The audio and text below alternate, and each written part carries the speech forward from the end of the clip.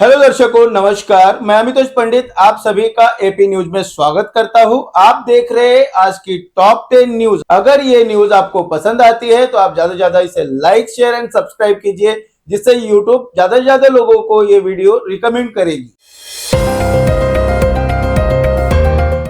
भिवंडी में मानसून की पहली ही बारिश ने महानगर पालिका के दावों की पोल खोल दी है। वार्ड नंबर 12 के सामने आई एक तस्वीर ने सभी को झकझोर दिया है, जहां एक मैयत को कब्रिस्तान ले जा रहे लोगों को गटर के गंदे और बदबूदार पानी से होकर गुजरना पड़ा।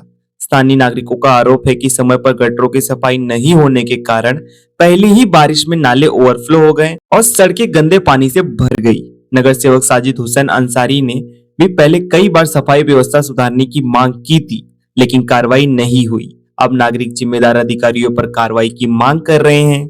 सवाल यह है कि हर साल गटर सफाई पर लाखों रुपए खर्च किए जाते हैं, तो पहली ही बारिश में व्यवस्था क्यों जवाब दे रही है।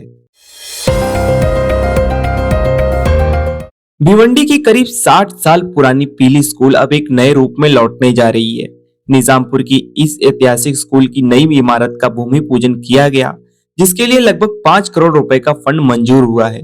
जनप्रतिनिधियों का कहना है कि जर्जर हो चुकी इमारत बच्चों की सुरक्षा के लिए खतरा बन गई थी, इसलिए अब यहाँ आधुनिक सुविधाओं से लैस नया स्कूल बनाया जाएगा। फिलहाल पढ़ाई प्रभावित न हो, इसलिए छात्रों को वैकल्पिक व्यवस्था में शिफ्ट किया गया है। साथ ही इलाके में पानी की समस्या, बस स्टैंड और जलभराव जैसे मुद्दों पर भी विकास कार्यों का भरोसा दिया गया है। अब देखना होगा कि यह वादा कितनी जल्दी हकीकत बनता है। भिवंडी में फूड सेफ्टी और अवैध गुटखा कारोबार पर अब विधानसभा में बड़ा मुद्दा उठाया गया है। भिवंडी पूर्व के विधायक रईस शेख ने सरकार से मांग की है कि पूरे एमएमआर क्षेत्र में एक्सपायर्ड खाद्य पदार्थों से निपटने पर नजर के लिए ऑनलाइन ट्रैकिंग सिस्टम और सख्त एसओपी लागू की जाए। इसके साथ ही सभी होटल और खाने पीने की दुकानों में नियमित और अचानक हाइजीन जांच की जाए। रईस शेख ने भिवंडी के लिए अलग टास्क फोर्स बनाने और अवैध गुटखा सप्लायर्स नेटवर्क पर स्थायी कार्रवाई की मांग की है। उनका कहना है कि जनता की सेहत के साथ खिलवाड़ किसी भी कीमत पर बर्दाश्त नहीं किया जाएगा। अभी जितेंद्र वाड़ जी और मैं गुटखे के बारे में कहते इतना चिल्लाते, बहुत जवाबदारी से अध्यक्ष महोदय कह रहा हूं, जब भी भिवंडी में गुटखा पकड़ा जाता है आपके डिपार्टमेंट से फोन आता है छोड़ने के लिए, आपके डिपार्टमेंट से फोन आता है। मैं नाम लूं क्या अभी? अध्यक्ष महोदय, मेरा क्वेश्चन है कि गुटखे के लिए भिवंडी ट्रांजिट पॉइंट है। सम्मान्य अध्यक्ष महोदय सुनिए ये बात को। अध्यक्ष महोदय, अध्यक्ष महोदय, अध्यक्ष महोदय, अध्यक्ष महोदय, गुटखे के ऊपर जब मैंने मुद्दा उठाया, सम्मान्य मुख्यमंत्री जी ने यहाँ पर कहा कि भिवंडी में गुटखा बंद होगा। 4 दिन बंद हुआ, 5वें दिन चालू हुआ और आमदार बदनाम हुआ। क्या आप गुटखे के लिए जो ट्रांजिट के अंदर वहां पर चलिए लास्ट क्वेश्चन, उस पर कार्रवाई करेंगे क्या? प्रश्न है, चला। भिवंडी महानगर पालिका के स्वास्थ्य विभाग में एक बड़े घोटाले का आरोप विधानसभा तक पहुंच गया है। भिवंडी पूर्व के विधायक रईस शेख ने दावा किया है कि स्वास्थ्य विभाग के करीब 300 कर्मचारी पिछले 6 महीनों से ड्यूटी पर आए बिना फर्जी हस्ताक्षर के जरिए पूरी तनख्वाह ले रहे हैं। उन्होंने इस पूरे मामले की निष्पक्ष जांच, जिम्मेदार अधिकारियों और कर्मचारियों के खिलाफ तत्काल एफआईआर दर्ज करने तथा कथित घोस्ट कर्मचारियों की सेवाएं समाप्त करने की मांग की है। रईस शेख ने इस पूरे मामले को उजागर करने का श्रेय नगर सेवक सद्दाम खान को देते हुए कहा कि जनता के टैक्स का पैसा किसी भी भ्रष्ट नेटवर्क को लूटने नहीं दिया जाएगा। का धन्यवाद करूंगा कि ये पूरा स्कैम उन्होंने बाहर लाया। अध्यक्ष महोदय, भिवंडी निजामपुरा महानगर पालिका में मीरा भाईंदर से ज्यादा कर्मचारी है, लेकिन हमारे यहाँ साफ सफाई नहीं होती। अध्यक्ष महोदय, 300 कर्मचारी जो है काम पर नहीं आ रहे हैं और मैंने सम्मानीय आयुक्त को कहा है कि 300 कर्मचारियों को आप टर्मिनेट कीजिए। अध्यक्ष महोदय, मैं आपके माध्यम से सरकार से कहूंगा कि इसकी सकोल चौकसी करके एफआईआर करके ये जो पूरा रैकेट वहां चल रहा है, अध्यक्ष महोदय, उस पर कार्रवाई हो। मैं एक बार फिर लोक प्रतिनिधि जो जागरूक है सद्दाम खान, उनका धन्यवाद करता हूं। धन्यवाद।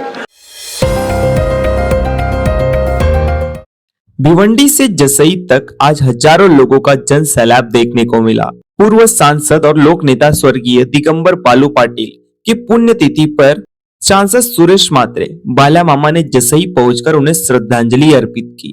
इस दौरान मानकोली से बड़ी संख्या में समर्थक और वाहनों का काफिला भी कार्यक्रम में शामिल हुआ। बाला मामा ने कहा कि दीपा पाटिल के प्रति लोगों का सम्मान आज भी पहले जैसा ही है और उनकी यादें हमेशा जनमानस में जीवित रहेंगी। मुंबई लोकल ट्रेन में मामूली बहस कुछ ही पलों में खूनी वारदात में बदल गई। भारी बारिश के दौरान ट्रेन के डिब्बों का दरवाजा बंद करने को लेकर दो यात्रियों के बीच विवाद हुआ। आरोप है कि बहस इतनी बढ़ गई कि एक युवक ने 22 वर्षीय यात्री के पेट में चाकू घोंप दिया। सबसे हैरान करने वाली बात यह रही कि घटना के दौरान डिब्बे में मौजूद लोग तमाशा देखते रहे, लेकिन कोई भी पीड़ित को बचाने आगे नहीं आया। इस घटना ने एक बार फिर मुंबई लोकल में यात्रियों की सुरक्षा और भीड़ की संवेदनहीनता पर गंभीर सवाल खड़े कर दिए हैं। मुंबई में बारिश के बीच एक बड़ी लापरवाही कैमरे में कैद हो गई है। गांधी मार्केट इलाके में बारिश से जुड़े हालात का जायजा लेने पहुंची मेयर रितु तावड़े के सामने ही एक नागरिक खुले मैनहोल में गिर गया। यह घटना मानसून के दौरान खुले मैनहोल से होने वाले खतरे को एक बार फिर उजागर करती है। गनीमत रही कि समय रहते आसपास मौजूद लोगों ने व्यक्ति को बाहर निकाल लिया। अब यह घटना सवाल खड़े कर रही है कि जब जिम्मेदार अधिकारी मौके पर मौजूद थे तब भी खुले मैनहोल जैसे खतरनाक लापरवाही कैसे बनी रही। महाराष्ट्र के मानसून में पहले तेज बारिश ने ट्रैफिक व्यवस्था की रफ्तार थाम ली है। थाने बेलापुर रोड पर भारी बारिश के बाद कई जगह जलभराव हो गया, जिससे वाहनों की लंबी कतारें लग गई और ट्रैफिक पूरी तरह प्रभावित हो गया। ऑफिस जाने वाले हजारों लोगों को घंटों जाम में फंसा रहना पड़ा। हर साल बारिश के साथ सामने आने वाली यह समस्या एक बार फिर शहर की ड्रेनेज और ट्रैफिक व्यवस्था पर सवाल खड़े कर रही है। फिलहाल प्रशासन हालात सामान्य करने की कोशिश में जुटा हुआ है। महाराष्ट्र में अब खाने पीने की गुणवत्ता पर सख्ती बढ़ने वाली है। राज्य के खाद्य एवं औषधिक प्रशासन FDA के आयुक्त तुकाराम मुंडे ने कहा कि छोटे होटल हो या 5 स्टार रेस्टोरेंट, सभी को एक जैसे फूड सेफ्टी नियमों का पालन करना होगा। उन्होंने बताया कि विभाग को सबसे ज्यादा शिकायतें होटल, रेस्टोरेंट और खाद्य प्रतिष्ठानों से मिलती हैं, इसलिए 2011 से लागू फूड सेफ्टी मानकों का सख्ती से पालन कराया जाएगा ताकि लोगों को सुरक्षित और गुणवत्तापूर्ण भोजन मिल सके। वो छोटा सा रेस्टोरेंट हो या स्टार होटल हो, ये सब के लिए स्टैंडर्ड 2011 से अब तक आए हुए हैं। 2020 2026 के भी कुछ आए हैं कि जैसे कि आपके जो इंस्ट्रूमेंट सब्जी काटने वाले वो कौन सी होने चाहिए, स्टेनलेस स्टील का क्या चाहिए, ये सब इसमें पैकेजिंग का मटेरियल चाहिए, फूड ग्रेड वाला चाहिए, नॉन फूड ग्रेड वाला चाहिए, ये सब डिसाइडेड है। लेकिन हमने जो महाराष्ट्र में पाया है कि जो हम सर्वेलेंस करते हैं, इन्फोर्समेंट एक्टिविटी करते हैं, जो कंप्लेन आते हैं वो हम चेक करते हैं, तो उसमें काफ़ी हद तक ये वायलेशन पाए गए हैं कि जो फूड स्टैंडर्ड्स है अलग अलग उसका पालन नहीं किया जाता है।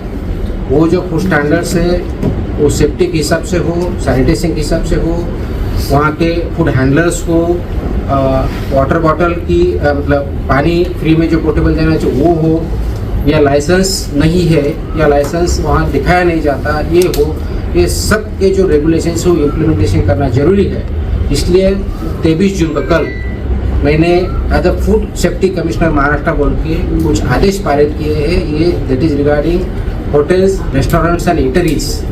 इन्होंने जो स्टैंडर्ड्स इम्प्लीमेंट करना है उसके हिसाब से हमने किए हैं। ये जो कंप्लाई नहीं करेगा उनके ऊपर सख्त कार्रवाई ये फसाई के जो रेगुलेशंस है और उसके अंदर जो स्टैंडर्ड्स है उसके हिसाब से की जाएगी। जैसे फॉर एग्जांपल अगर कोई अनरजिस्टर्ड या अनलाइसेंस भी काम कर रहा है उसको 10 लाख तक की पेनल्टी है। अनसेफ फूड अगर कोई बना रहा है, प्रोसेस कर रहा है या सेल कर रहा है उनको लाइफ इम्प्रिजनमेंट तक और 10 लाख तक पेनल्टी हो सकती है। इसका इम्प्लीमेंटेशन इसके आगे बहुत सख्त तरीके से होगा। ये मेरी विनती है, मेरा एक आह्वान है कि जो इंडस्ट्री इसमें है सब ने इसका कंप्लायंस करना चाहिए और मेरे ऑफिसर को मैंने सख्त ताकीद दी है कि ये सब इम्प्लीमेंटेशन कंप्लीट होगा, कॉम्प्रिहेंसिव होगा। अब तक जाके सिर्फ सैंपल लेके जो आते थे उतना नहीं होगा, उसके सिवा सब जितने रेगुलेशंस हैं वो सब रेगुलेशन इम्प्लीमेंट हो रहे कि नहीं हो रहे उसका रिपोर्ट सैंपल के साथ आएगा और उसी हिसाब से सैंपल का टेस्टिंग भी होगा, रिजल्ट भी होगा। 100% एक वॉर्डामध्ये छोटे नाले सफाई करण्यासाठी 2-2 कोटीचा फंड देण्याचं काम केलेलं आहे. 2 कोटी म्हणजे उदाहरण द्यायला गेलो तर पी ईस्ट पी वेस्ट वॉर्डमध्ये 2 कोटी. मग तुम्ही विचार करा 26 वॉर्ड आहेत. 26 वॉर्डमध्ये छोट्या नाले सफाईसाठी किती पैसे खर्च झालेले आहेत, मोठे नाल्यासाठी किती पैसे खर्च झालेले आहेत. आता कारवाई कोणावरती करणार? आता तर कोण आला ना विरोधी पक्षामध्ये. स्वतःवरती कारवाई होणार का? कॉन्ट्रॅक्टरवरती होणार का? 2-4 लोकांना निलंबित करणार का? 2-4 कॉन्ट्रॅक्टरला तुम्ही ब्लॅकलिस्ट करणार का? हे प्रश्न आज तुम्ही मुंबई समोर आहे, सरकार समोर आहे. त्यांनी याच्यावरती कारवाई करावी.